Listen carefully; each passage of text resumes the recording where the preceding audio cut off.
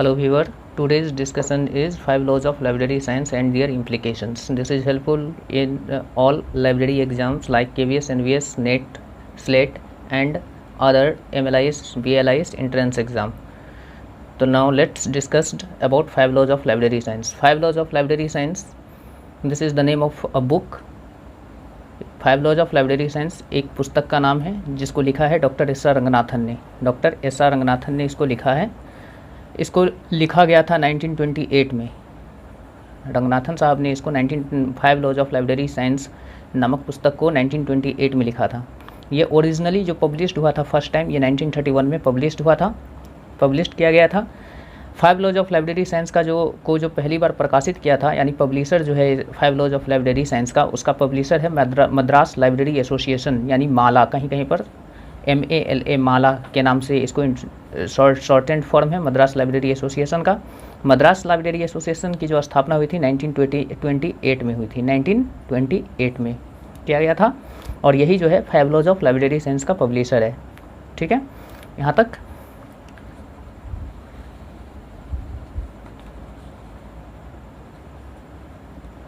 अब आगे देखते हैं कि 5 लॉज होता कौन कौन सा है, कौन कौन सा 5 लॉज जो है रंगनाथन साहब के द्वारा दिया गया था। तो इसमें पहला है बुक्स आर फॉर यूज़, ठीक है। सेकंड है every reader his or her books. इसका थर्ड है एवरी बुक्स इट्स रीडर, ठीक है। फोर्थ है save the time of the reader.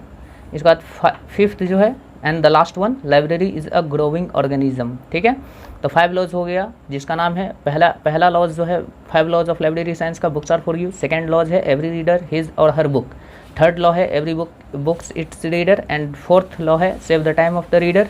And fifth law है library is a growing organism. अब बात करेंगे हम इम्प्लीकेशंस की। इम्प्लीकेशंस का मतलब होता है कि 5 लॉज जो दिया गया है, first laws books are for use, किस लाइब्रेरी के अंदर क्या क्या ऐसी चीज़ें हैं जिसको मतलब ये 5 लॉज जो है अलग अलग सेपरेट अपने अंदर इंक्लूड किए हुआ है, ठीक है। इंक्लूड करता है या एप्लीकेबल करता है, या फिर इम्प्लीकेशंस का मतलब मीनिंग होता है, आशय होता है, क्या क्या किस रूल के अंदर लाइब्रेरी के अंदर जो चीज़ है वो सब सारी चीज़ें आती हैं। जैसे we books are for use first law है, तो इसके अंदर क्या क्या आता है।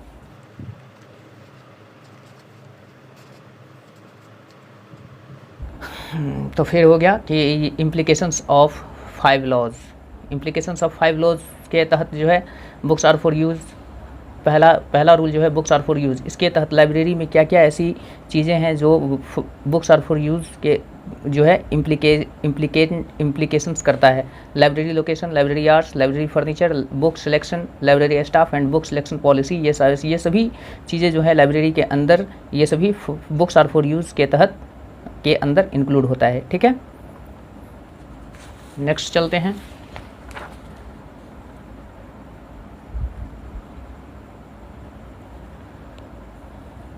अब है implications of second law. Second law के तहत लाइब्रेरी में ऐसी क्या क्या चीज़ें हैं जो सेकेंड लॉ के तहत आता है, के अंदर आता है, इंक्लूड होता है, इम्प्लीकेशंस होता है, का मीनिंग क्या होता है। तो every reader his her book है सेकेंड लॉ। सेकेंड लॉ के तहत जो है ऑब्लिगेशन ऑफ द स्टेट आता है, obligation of the library authority आता है, obligation of the library staff आता है, ऑब्लिगेशन ऑफ द रीडर्स आता है, और जो सबसे ज़्यादा इंपॉर्टेंट है इसमें वो है लाइब्रेरी लेजिस्लेशन। इस लाइब्रेरी लेजिस्लेशन पर सेपरेट मतलब लेक्चर और वीडियोस जो है क्रिएट किया जाएगा, ठीक है ना। ये काफ़ी इंपॉर्टेंट VVI टॉपिक है। तो लाइब्रेरी लेजिस्लेशन बस अभी फ़िलहाल के लिए इतना याद रखिए कि लाइब्रेरी लेजिस्लेशन जो है वो कौन सा लॉ जो है लाइब्रेरी साइंस का प्रोविज़न करता है लाइब्रेरी लेजिस्लेशन का। तो every reader his or her book, यानी कि second law is the provision of library legislation. Library legislation का प्रावधान जो है ये second law of library science every reader his her book करता है। इसके बाद इसमें और भी है the obligation of the state, the library authority, the library staff, the readers, ठीक है। इसके बाद आता है third law of library science, यानी कि implication of third law of library science. तो third law of library science क्या होता है, every reader his every books its reader, ठीक है। It's include every books its reader includes implications, open access, self arrangement, easy access, cataloging, publicity, display of books and extension service.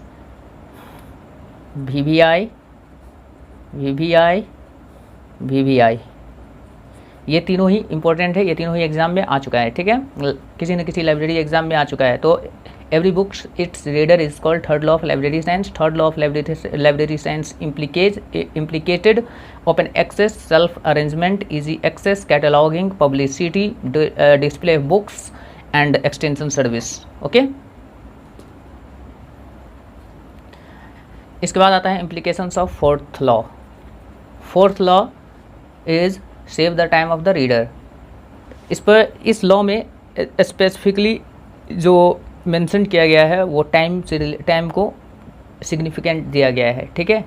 तो हम बात करते हैं अब इम्प्लीकेशंस की कि what is the implications of fourth law of library science which is save the time of the readers. तो पहला है क्लासिफाइड अरेंजमेंट, ठीक है, सेकंड है कैटलॉग एंट्री, थर्ड है ओपन एक्सेस, फोर्थ है रेफरेंस सर्विसेज, फिफ्थ है इश्यू मेथड। इश्यू मेथड मतलब returning and issuing of books, ठीक है। इसके बाद हो जाएगा सेंट्रलाइज्ड या फिर प्री कैटलॉगिंग। सेंट्रलाइज्ड या फिर प्री कैटलॉगिंग जो है ये एस.आर. रंगनाथन के द्वारा दिया गया था। एस.आर. रंगनाथन ने दिया था प्री कैटलॉगिंग का कॉन्सेप्ट जो है ये एस.आर. रंगनाथन के द्वारा दिया गया था।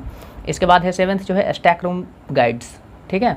तो ये सारे fourth law of library implication is the fourth law of library science हो गया। लाइब्रेरी साइंस के चौथा जो नियम है लाइब्रेरी साइंस का, save the time of the readers, उसका इम्प्लीकेशंस हो गया। फिर से एक बार रिकैप कर लेते हैं। क्लासिफाइड अरेंजमेंट होता है, कैटलॉगिंग एंट्री होता है, ओपन एक्सेस होता है, रेफरेंस सर्विसेज आता है, इश्यू मेथड आता है। इश्यू मेथड मतलब बुक को इश्यू और डिस्चार्ज और इश्यूइंग मेथड, ठीक है। सेंट्रलाइज्ड या फिर प्री कैटलॉगिंग हो गया। इसके बाद स्टैक रूम गाइड्स हो गया। ओके, तो ये सारे implications of the fourth law is called save the time of the readers, ठीक है। अब बात करते हैं implications of fifth law of library science की, कि लाइब्रेरी से fifth law of library science है वो है library is a growing organism, ठीक है ना। तो implications of fifth law of library science like growth in size, मतलब लाइब्रेरी के साइज़ में अगर वृद्धि होगी, अगर लाइब्रेरी का कोई नया ब्रांच खोला जाएगा, ब्रांचेज ऑफ न्यू लाइब्रेरी, ऐसे करके मतलब क्वेश्चन जो है KVS या NVS में किसी एग्जाम में पर्टिकुलर एग्जाम में लाइब्रेरियन के किसी पर्टिकुलर एग्जाम में आ चुका है कि मतलब जैसे लाइक ब्रांच ऑफ लाइब्रेरीज, ठीक है ना। कोई लाइब्रेरी है उसका अगर कहीं ब्रांच अगर खुला है तो वो आ जाएगा ग्रोथ इन साइज़ में, मतलब library is a growing organism, fifth law of library science में आ जाएगा। दूसरा है ग्रोथ ऑफ रीडर्स, जैसे एक लाइब्रेरी में जितनी अच्छी मतलब सुविधा दी जाएंगी उतनी ही रीडर्स अट्रैक्ट होंगे उस लाइब्रेरी की तरफ, ठीक है। तो ये हो गया growth of readers. Growth of staff, जितनी रीडर्स बढ़ेगा किसी लाइब्रेरी में उतनी ही उनको स्टाफ्स की ज़रूरत होगी, यानी कि टोटली जो है ये ग्रोथ से रिलेटेड है। Library is a growing organism, मतलब ये कंटिन्यूस ग्रोथ को रिप्रेजेंट करता है fifth law of library science, ठीक है। तो बस इसमें इतना ही याद रखना है कि ग्रोथ से रिलेटेड है। अगर कोई ब्रांच किसी लाइब्रेरी की कोई ब्रांच कहीं पर खोला जाता है, जैसे कि इंटरनेट हो गया, ये सारे के सारे आ जाएंगे मतलब इम्प्लीकेशंस में।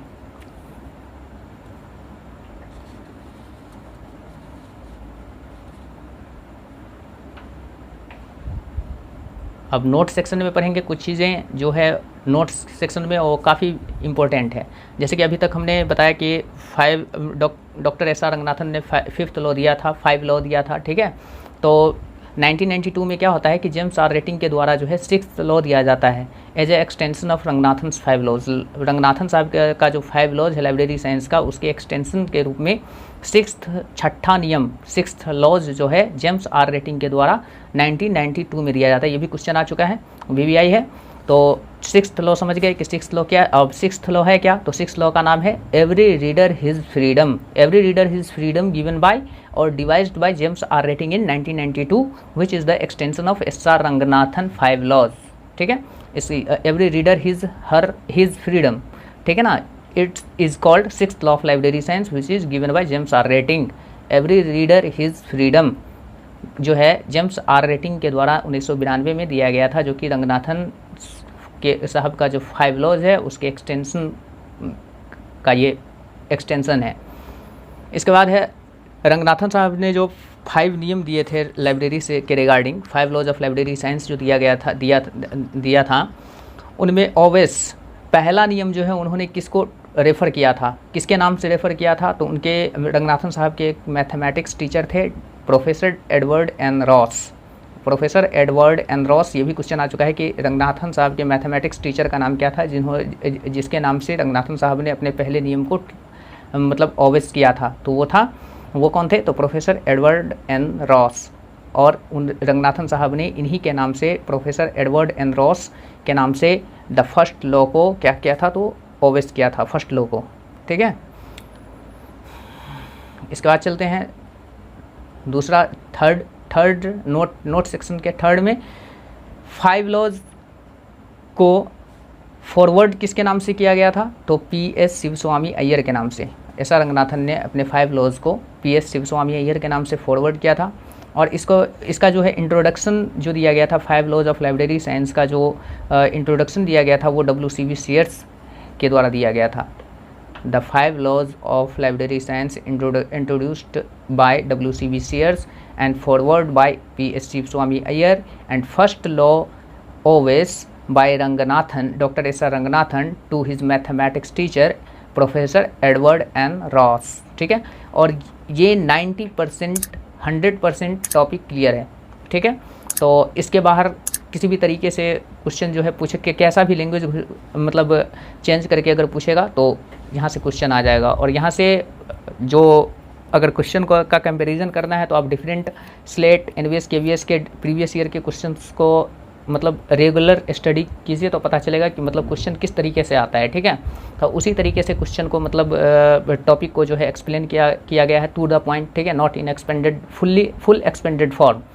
तो ये टॉपिक जो है यहीं पर समाप्त होता है और आगे भी नेक्स्ट टॉपिक जो है ऐसे ही मतलब जो एग्ज़ाम ऑफ पॉइंट व्यू से मोस्ट इम्पोर्टेंट है उन टॉपिक्स को डिस्कस किया जाएगा रेगुलर वे में। तो रेगुलर वे में वीडियो को वॉच कीजिए, शेयर कीजिए, लाइक कीजिए, कमेंट कीजिए। ठीक है, अगर किसी भी तरीके की त्रुटि हो जाती है तो human being fault is the nature of human being. ठीक है, mistake is committed by all. If there is any mistakes then comment me in the comment box.